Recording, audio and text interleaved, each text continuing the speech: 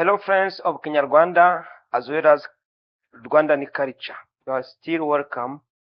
You are again welcome to your YouTube channel and our YouTube channel Success Mentor. Today we are going to look at the lesson of Kinyarwanda. The title is Verb to be in Kinyarwanda language. Verb to be. You have heard me well. In Kinyarwanda we call it Inshinga KUBA. Inshinga KUBA. Welcome. In Kinyarwanda, when you want to talk about who you are, where things are, where people are, you are required to use verb to be as in any other language, as in English. But now in Kinyarwanda, we call it KUBA. Repeat after me. KUBA. KUBA has its variant, which is RI. It's just a base verb. RI. Let's go together. Ndi mwishuri. Ndi mwishuri. I am in a classroom. I am in a classroom. Ndi mwishuri. This is me talking. Now, you, uri murugo. Uri murugo. This means you are at home. You are at home. Ari mukazi. Ari mukazi. He is at work. He is at work. She is at work. In Kinyarwanda, we don't differentiate the gender on the third person of singular. They all say a, whether female or male. Ari kukazi. Ari kukazi. That's how we say it in Kinyarwanda. This was the third person of singular. Let's now look at the persons of plural. We, you, and they. In Kinyarwanda we say we, two. TURI murugo. TURI murugo. We are at home. TURI means all of us, all together, including myself. Two. Mu. Guess what? You. I'm not making part of it. MURI munzira. MURI munzira. You are on the way. You are on the way. Bo. They. Bari kwishuri.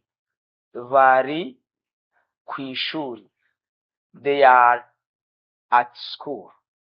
They are at school. In Kinyarwanda we say bari kwishuri. If you have noticed something, here is one syllable coming back in all the subjects, which is verb ri. Ri as a variant of verb to be, which is kuba in Kinyarwanda in its ordinary form, but we usually use ri. So, putting all of them together from I to they, in Kinyarwanda we shall say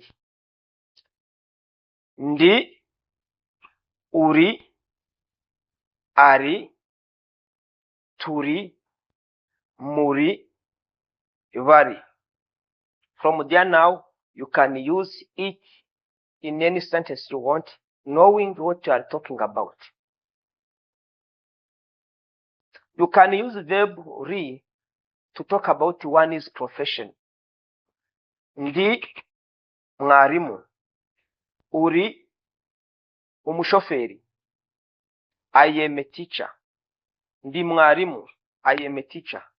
Uri umushoferi. You are a driver. Ni umukozi wa bank. Ni umukozi wa bank. She is a banker. She is a banker, or simply she works at the bank. Ni umuforomo. He is a nurse.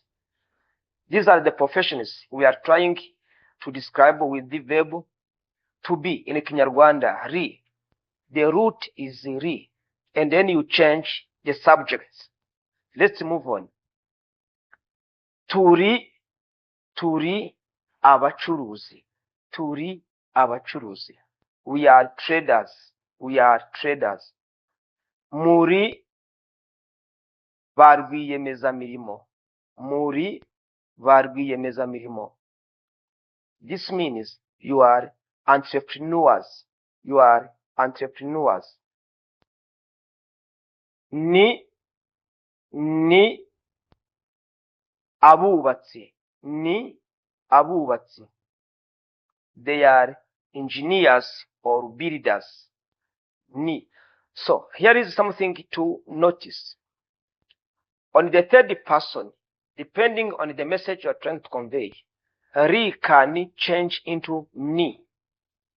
Whether in singular, like ni umukozi wo mu rugo. Ni, let's say for example, Jacques ni umukozi wo mu rugo. Jacques ni umukozi wo mu rugo. Jacques is a houseboy. In plural, bariya ni abahinzi. Bariya ni abahinzi. Those are farmers. Those are farmers. Briefly, this is how we conjugate verb to be in Kinyarwanda. Remember, is ri in its use, but the infinitive form will be kuba, and then you change with the subjects ndi, uri, ari, turi, muri, bari. So now think of the sentences you can make in Kinyarwanda talking about the place where someone is or talking about someone's profession. Thank you very much. Here is what we have prepared for you. But if you are the first on this platform, remember to subscribe, to share and comment. Share with us your experience with using verb ri, which is be in Kinyarwanda. Thank you very much. Let us meet in the next lesson.